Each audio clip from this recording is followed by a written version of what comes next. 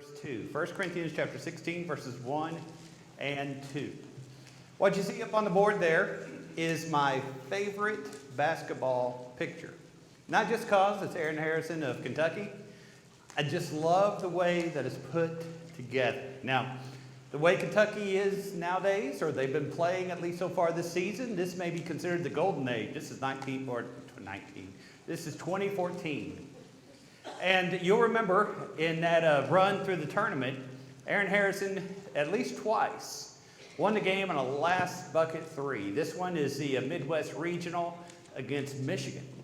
And the way this picture came about was the fellow who put this in the USA Today newspaper, after he heard the interview that Aaron Harrison gave about it, Aaron Harrison said whenever he takes a shot, it's like he's in the entire gym all by himself. All he sees is himself and the basket. And those are the only things that show up. He does not see his teammates, does not hear the crowd, does not see the game clock. It is just him and the basket. And so the photographer for USA Today went back and blacked out everything except the shooter. And he did this to show the man's absolute concentration whenever an opportunity came up to make the game-winning shot. I love that shot because it shows concentration. It shows that to him there is one thing that matters, and he's never ever going to be distracted. But you take a step back and you realize there is a lot more happening in this picture than just one man in the basket. You see his individual performance.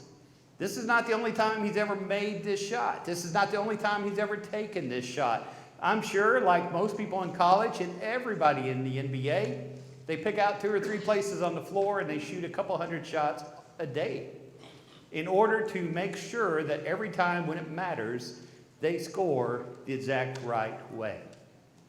It's not just him in this picture. It's his team. What you don't see here is the ball screen. What you don't see here is the movement of all 5 to make sure that that last second, he is the one who is open, he is in the location, and all the defenders have been pushed away. And this is a result of practice and of training that each one of the men on the floor have had for at least 19, 18, 20 years. This shot is important because of performance. At that second, many people would look to pass the ball because they don't want that responsibility. At that second, many people would miss a shot because they were so filled with nerves and so filled with everything that's going on that they would lose their concentration. That even though they had shot this shot 100 times the day before, and the day before, and the day before, at that moment, they would do something different because the stress has gotten to them. And so when I see this picture, I love this picture because it shows the dedication and the concentration of one person to black everything else out. And yet, even though his concentration's there, everything else on the floor is moving. All the people are cheering. Everybody is hoping either that he makes it or that he misses it. I bring that up because that's how I want to start this lesson. And it's a lesson on giving. And so go ahead and go to our next slide there. Now, we don't do it with the trays like we used to, but I couldn't find a neat picture with a box.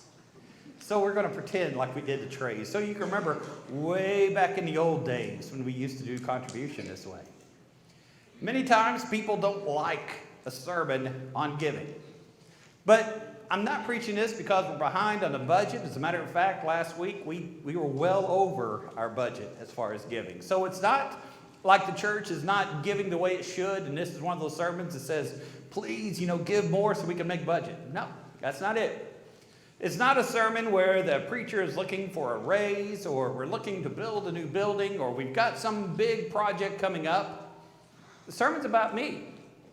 The sermon's about you. And my job as a preacher is to preach things that get you to heaven. And my job as a preacher is to preach in a way and live in a way that I live according to what I preach. And so that's what this sermon's about. And while it may not make the cover of USA Today, at least not with what I give, and maybe not even with what you give, you see here the same thing going on with what happened with Aaron Harrison. You see, there is a lifelong practice, a lifelong training as an individual. Your heart needs to be in the absolute right place. Now, there's wrong reasons to give.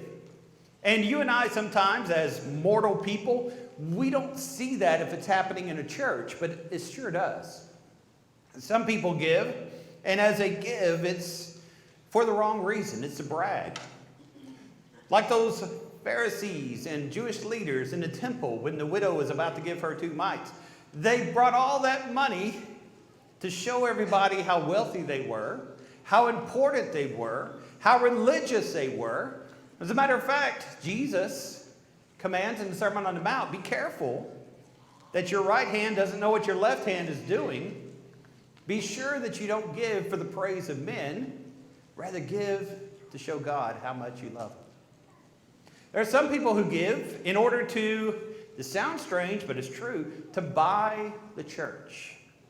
And what I mean by that is when something comes up where it happens where they don't like it, they say in response, don't you know how much I give here?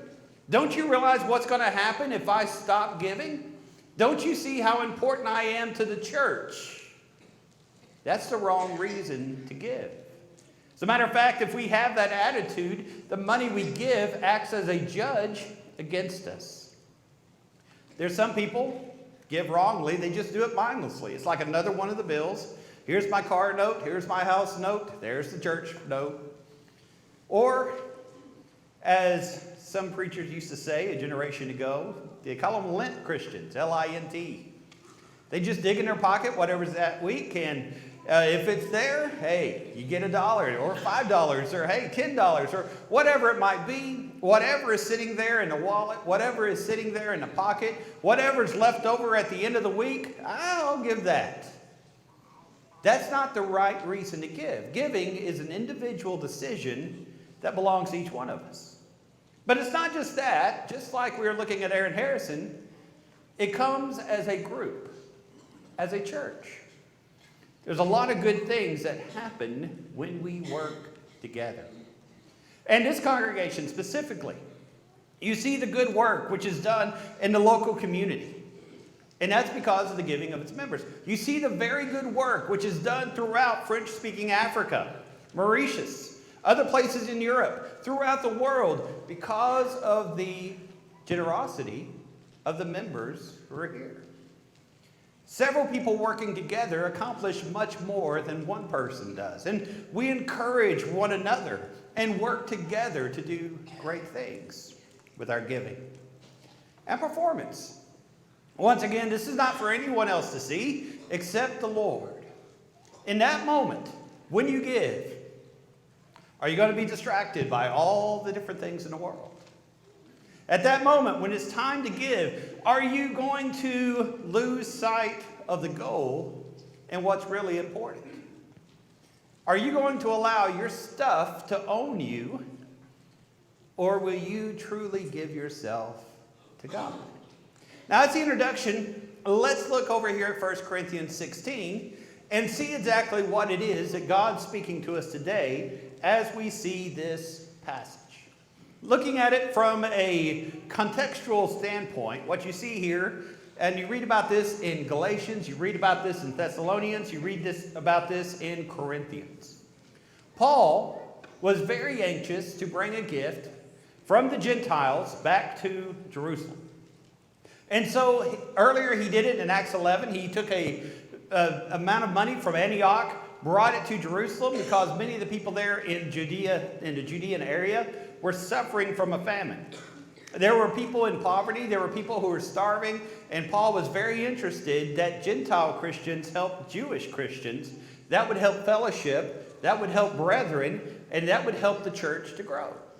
And so after he did this with the Antioch church, we see in Corinthians, we see in Galatians, we see in Thessalonians, where he begins to go into places where he's preached and ask the churches for a contribution to bring back home to Jerusalem to help the saints there. Now that's specific context, but let's talk about what it applies to us today. And as you and I bring this out, we're going to see these four terms which are listed here. and see what it says about our giving. First thing we're going to notice, our giving is to be planned. It's not just something that's haphazard. It's not something that we just do every once in a while. Paul says, do this on the first day of the week.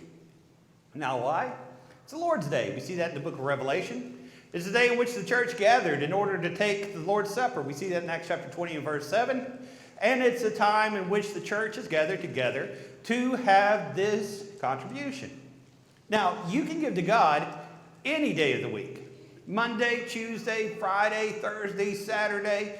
You can give. But there is a command that you are to give on the first day of the week. It is to be something which is planned out. It's commanded. But even though it's a command, really we see in 2 Corinthians chapter 9 and verse 7, it's an opportunity. God has given you an opportunity to participate in the kingdom. God has given you and I an opportunity to be a part of His good work, to save souls in Africa, to save souls in this local community, to help the church be what it's possible to be. Now, we're told, don't be haphazard with it. Don't wait and do other times. First day of the week is the plan which God has given to us. Now that helps us to plan our giving, to think it out. As we're working on our budgets for next year, you got 52. Well, next year we have 53 Sundays. You can plan. How much will I give to God? How am I planning on glorifying God in everything that I do? It needs to be planned. Secondly, not only is it planned, but notice where he says, let each one of you. It's personal. Let each one of you lay something aside. Our giving is different than any other organization you join. You join a club, the dues are going to be what? $20, $100, $1,000. You join a group or a whatever it may be, they'll have a bill there every time. The church doesn't work that way. Churches, if they're working according to the Lord's plan, don't tell you, okay, you need to give this amount at this time. No, it's a personal decision that you make. It's a relationship that you have with God. What will you give? Now, let's take a step back and think about that. You ever wonder why God wants my money? Why does God want your money? In Psalm chapter 50, verses 10 through 12, as David is giving up a prayer to God, glorifying Him, he says, you know, the Lord owns all the cattle on the hills. The Lord owns all the gold that's in this world. If the Lord is ever hungry, He's not going to ask you for food. He's not going to ask you for money. If the Lord is hungry, He would just take everything because it's His already. God doesn't need my money. He makes my salary already. God doesn't need your possessions or anything else because the earth is the Lord's. It belongs to Him. So why? Well, it's so that you and I can participate in God's work. Somewhat out of context, but I don't think it's completely out of context. Mordecai speaks to his niece in the book of Esther, Esther chapter 4 and verse 14. And he says, you've been placed here for such a time as this, but if you don't do it, God's going to raise someone else who will. If you and I decide we're not going to give, the church is going to survive. It's going to do well. It's going to do just fine. This giving, this idea of contribution is more about me than it's about God. That's what really matters. But as I give, it's a personal thing because every time I give, I begin answering some questions about myself. Question number one, am I owned by my stuff or am I owned by God? Who owns me? In Luke chapter 12 and verse 20, we see a parable of the rich fool, a man who he was doing great in business to the point where he didn't have room to stick all of his stuff. Does that sound familiar sometimes? We have to buy storage buildings, don't we? He needed more rooms, and so he says, well, self, I'm just going to build more barns and make more money, and life is great. I'm the best businessman ever. And Jesus says in this parable, that night that man died. And the Lord says to him, you fool, you're dead. Now who's all this stuff going to belong to? Your stuff is left behind. And yet so many of us treat our stuff like it's eternal, like it's what saves us, like it's what gives us our identity, like it's what's important. When you give, you are telling God, you're telling more so yourself, who owns you? Is it my stuff or is it my God? Secondly, you answer this question, do I really believe in the mission of God? Jesus says in Mark chapter 16 and verse 15, preach the gospel to every creature. Preach the gospel to every creature. Do you really believe in the words that we're preaching? Do you really believe in the Lord's Supper, which you just did? Do you really believe in the prayers and in the songs? That shows in the way in which you give. That shows in the giving that you do. And thirdly, you answer the question, do I really believe in sacrifice? Is my religion a religion of convenience where I'm sitting back? Maybe in some churches we could sell popcorn because people sit back and watch the movie and they'll rate us on a star of 10 stars or 1 star or whatever else it might be. Is my religion sacrifice? In Samuel 24:24, that's 2 Samuel 24:24, David tells the man, I'm not going to give God something that cost me nothing. I'm not going to be just a spectator in the movie in which God has. I'm going to be a participant. I'm going to be a leading actor in the work which is being done. It's personal. And it shows your relationship with God. Your giving shows your relationship that you have with God. Thirdly, we see placement. Where does this money need to go? Well, you see that word storing up. That's a Greek word there, therasion, if you're into that sort of thing, which speaks about putting it into a treasury. This was a common thing, especially in the first century and even in the times of the Old Testament. In John chapter 12 and verse 6, John 13:29, you see where the apostles had a treasury. Judas is the one who kept it, ironically. But they gathered money together to use for God's things as they were going along in their journey. And that's what's used here as well. Everett Ferguson, who is a church historian, gives 5 reasons why this is not keeping it personal keeping it. It's giving it in a church treasury and the scriptural nature of having a church treasury. He says in the common day, that word means group action, that they were keeping it together. Number 2, it follows the example of Jewish actions. Number 3, that word collection, logia, is a public action, not a private action.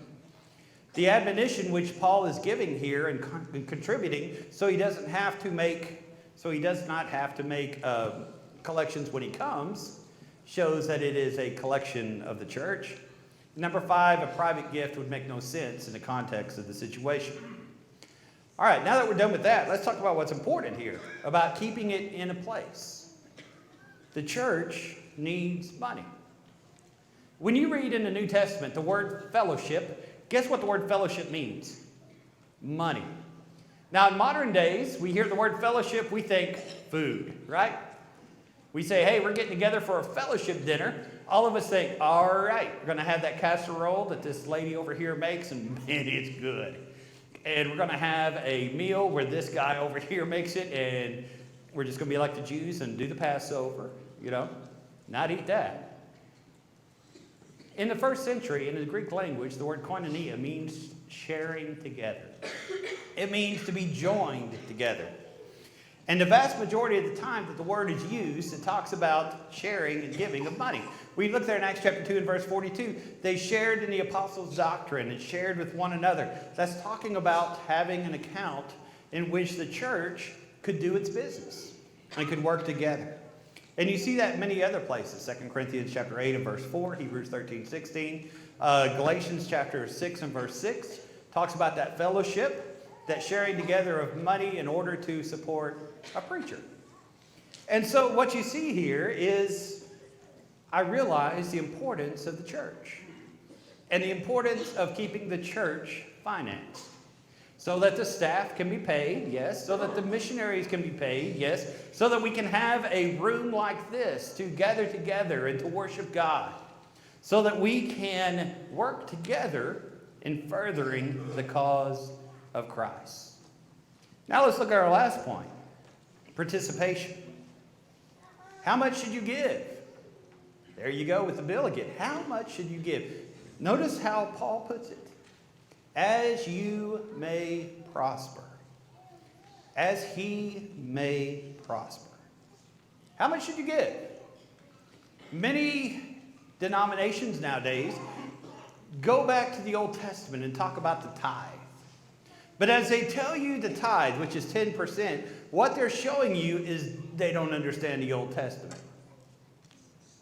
The word tithe, or the practice of the tithe, was not just what a person gave to God. It was a support of the Levites. It was the support of the priests who were working in the tabernacle or the temple. And so it wasn't really a free will offering that we think of when we talk about the tithe. It was a giving to the people, a salary, if you will, to those who had been called to work for God. On top in the Old Testament of tithing is what's called almsgiving. And in the giving of alms, that's where you would help the poor, those who are begging. That's where you would help different people in different ways in your religious community, whether they were going through a time of grief or a time of financial hardship or whatever else it may be. It's almost universal that people who really study the Old Testament say that a Jewish person in the Old Testament gave a third of what they inherited or what they earned to the Lord through their tithes and through their alms. Now, we could come here today and say, well, if in the Old Testament they gave a third, then in the New Testament we need to give at least a third. But we have government taxes, which they did not have. And those government taxes fulfill much of the things in which this tithing and almsgiving, which is going on. And so the point I want to make in talking about those things is not to get in the weeds, but to talk about really what is it that God expects of you to give? What percentage? God says, I want you to give as you prosper. I want you to give as he has given to you. I want you to give as a reflection of the faith that you have in God. He doesn't give us a percentage because he says this depends on you and what it is you think and what it is, the level that you believe. Now, in most churches of Christ, as our fellowship, giving averages around 2%. In our congregation, if we follow the demographic, it's actually a little bit over 5%. How much do you trust God? How much do you give to him? In 2 Corinthians chapter 8 and verse 3, Paul, speaking of the faith of the Macedonians, said, they believe in this mission so much, 2 Corinthians 8:3, that they give beyond what they're able. Now, we're not talking about financial irresponsibility. We're talking about people who have an incredible amount of faith. These Macedonians were not wealthy in terms of the world, but they believed in a mission. They believed in God. They had faith. And so because of that, they gave until it hurt. What you see in the Bible is God, his view of his equality is giving according to what he's given to you. We see in Matthew 25 an interesting parable. And in this parable, one person is given 5 talents. A talent would be a year's wages. So imagine what you make in a year. That's a talent. One person's given 5 talents. One person's given 2 talents. One person's given 1 talent. And you know how it goes. The guy with 5 talents is a great investor because obviously he has great ability. He invests it to the point to where it doubles when his master comes back. Same with the guy with 2 talents. He doubles it. Same with the guy when he comes back. The guy with 1 talent is scared. He, unlike Aaron Harrison, sees everything going on in the world, the crowd, the players which are going back and forth. He is scared. And so he buries it. He holds on to it. He grasps it. He hides it. And when the master comes back, the master says, okay, everybody give what you have. The guy with 5 gave back his 5 and another. The guy with 2 gave back his 2 and the other. The guy with 1 blamed God. Blamed the master. I know you're a hard man. I know you're going to be angry. I know how it is with you. And so because of that, I just hid the talent. When the Lord sees us on the day of judgment, He's going to be sure that you are in Christ. How do you get in Christ? Obeying the gospel plan of salvation. He's going to be sure that you're faithful to Him. But according to this parable, He's going to ask, what did you do with what I gave you? Was it used for physical purposes, or was it used for spiritual purposes? Were you scared? Were you distracted? Or were you faithful? We all know Luke 21, where Jesus is sitting in the temple, and this is not tithing, it's almsgiving, it's free will offering.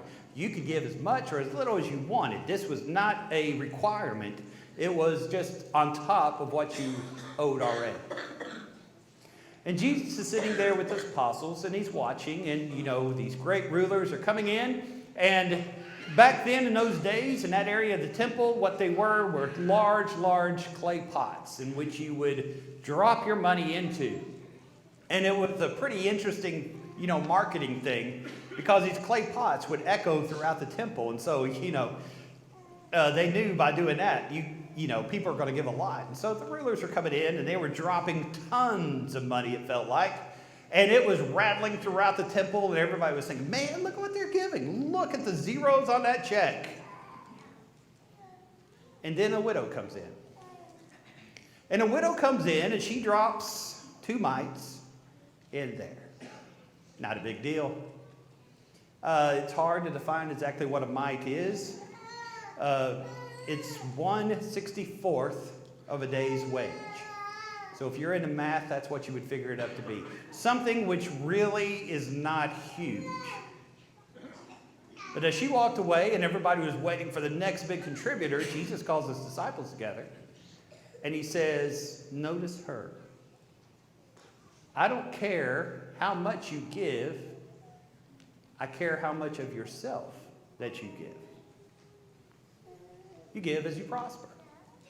You give as you love God. Your giving is a measure of the faith that you have in God. Now, in the eyes of the world, 2 mites, nothing. It really is not going to feed a hungry person. It's not really going to show up in the bulletin whenever we publish the numbers of our contribution. It's not really going to matter in a building program or a raise for a preacher or whatever else it may be. It matters to God. It matters to the Lord. And that's one of the points that I want us to make as we study this passage. Giving pays for this building, pays for the staff, pays for the missionaries. That's good. That's good. Giving allows us to do many good works throughout the community, and that's good. But the purpose of giving, what God is really looking for when He looks at our giving, is how much of myself do I give God? How much do you trust and appreciate God for what He's done for you? And what is your reaction and your response to the great gift which has been given for you? Now let's go to our last slide. Here we are again. And maybe yesterday when you're watching that Kentucky ball game, you missed 2014. Maybe this isn't happening the way we want it to anymore. But as I look at this picture, I see the splash. I see the win. I see the amazing moment, and in a way I'm jealous. I wish that I had that talent. I wish that I could have been that guy. I wish that I could show my focus in nailing that shot, not just once but twice in the tournament. He did again in a few weeks after this. When we give, there's a special moment where we get to put it in a box. But that moment is a result of many things that have happened earlier. What's happened to me personally in my training, in my faith, in my spiritual growth? What's happened for us as a church where we show the mission, explain the mission, and allow people to see their role in the mission? What is happening in that moment of performance? Not so that everybody else can see, but when I truly understand the power that comes in giving to God. The power that comes when I put Him first and foremost in life. Where's our faith? Where's our trust? Where's our sacrifice as we show God the love that we have for Him? Now, at the end of every lesson, we have an invitation. And as we explore this invitation and think about it, I want to explain to you and share with you what God thinks about giving. God is extravagant in His love. God is extravagant in His grace. God is extravagant in the way in which He takes care of us. I've seen that in my life, and I hope you see it in yours as well. For God so loved the world that He gave His only begotten Son, that whosoever should believe in Him should not perish, but should have everlasting life. For the Lord did not come into this world to condemn the world, but He came into this world that He might save it. He saved me not because I deserved it, but because I was loved. For while we were yet sinners, Christ died for us. And as I look at that beautiful gift that God has given to me and to you, I respond through faith, through repentance, through baptism to His precious gift, so that I can be translated into the kingdom to walk in newness of life. As I see that beautiful gift given to me, I change my life to be more like Him every day. I mature spiritually. I mature in the way in which I show that love which He has for me. That response shows in my giving. That response shows in the way in which I forgive and love others. That response shows in the way in which every day I give my best to the one who gave His best to me. I can never earn my salvation. I can never compare to what God has given to me. But I can always give Him my best and glorify Him in everything that I do.